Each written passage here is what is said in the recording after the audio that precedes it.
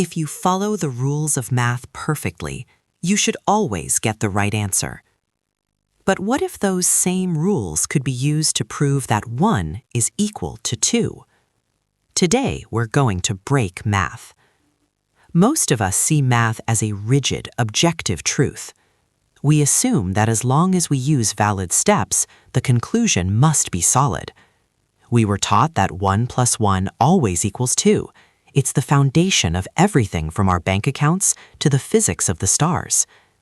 But there is a famous algebraic proof that seems to tear this foundation apart.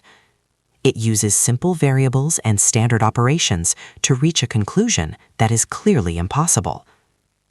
Let's start with a simple assumption. Let's say that two variables a and b are equal.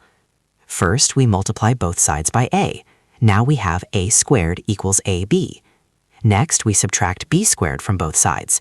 This gives us a squared minus b squared equals ab minus b squared. Now we factor both sides. The left side becomes a plus b times a minus b.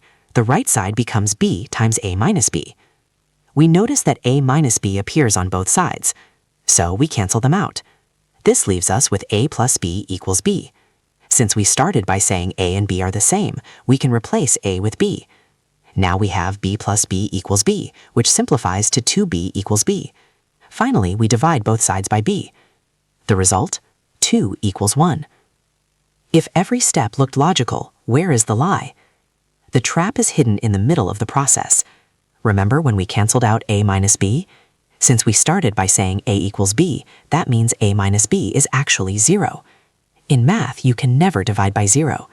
Doing so breaks the logic of the entire universe.